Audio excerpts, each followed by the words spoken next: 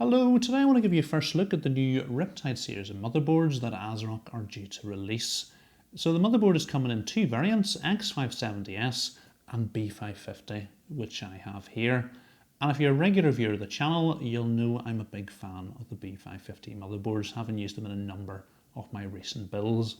And the reason for that is they offer significant cost savings over X570, but still offer most of the useful features. There is going to be some limitations. You're only going to get one Gen 4 slot for your graphics card, although most of us are only installing one graphics card anyway. You're only going to have one Gen 4 slot for your M.2 drives. Again, that's not a big limitation for most builds. And there's going to be some slight limitations on your USB ports compared to X570. It does offer one big advantage. The B550 doesn't have a noisy chipset. Although with the release of X570S, with the Riptide board is going to be an X570S board, you're also no longer going to have a noisy chipset fan on those motherboards as well. Okay, let's go ahead and get it unboxed and take a closer look at it.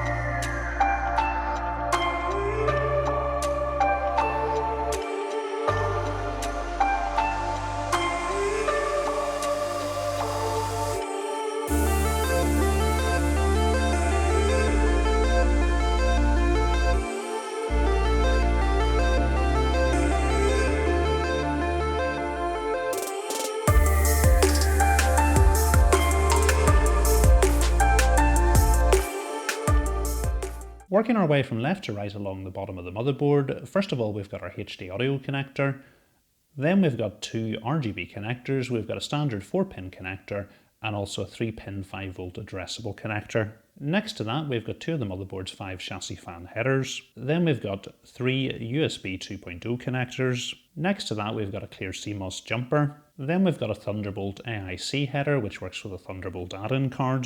Next to that we've got our post status checker LEDs, then we've got our power LED and speaker header, and then finally at the bottom right hand side of the motherboard we've got our system panel header where you're going to plug in your case's front panel connectors. Moving up the side of the motherboard from the bottom to the top, first of all we've got another chassis fan header, we've then got 6 SATA connectors, and then a USB 3.2 Gen 1 connector which is right angled.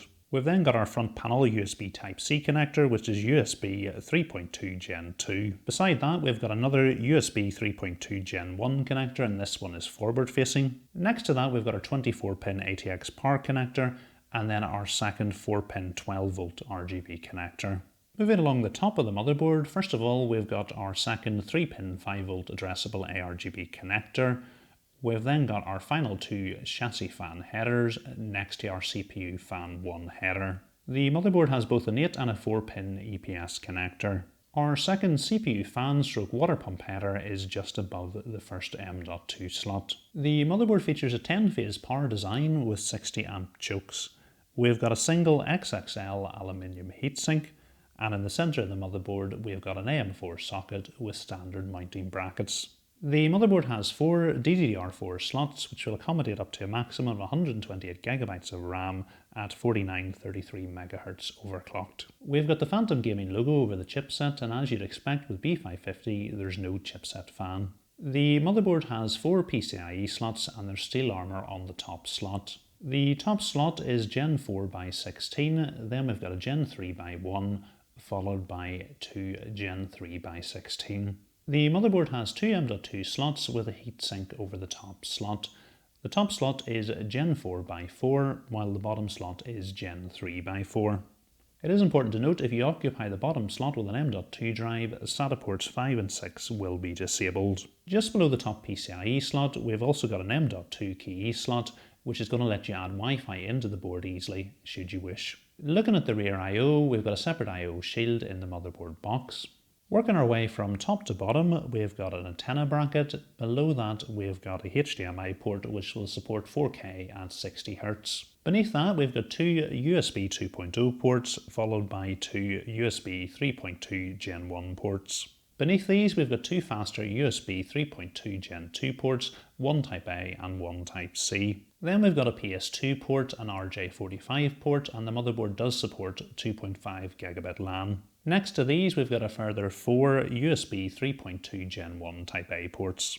At the bottom, we've got the standard audio connectors, and the motherboard does support 7.1 channel HD audio and Nahimic audio. It's really nice to see that the motherboard comes with ASRock's GPU support brackets, so you're not going to have to worry about GPU sag.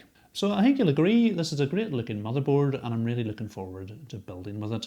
So a big thanks to ASRock for sending it out, and keep an eye on the channel because you'll be seeing a build with this motherboard fairly soon. So I hope you found the video useful. If you have, please remember to give it a thumbs up. If you're not currently subscribed to the channel, please hit the subscribe button as well, and I'll see you in the next video.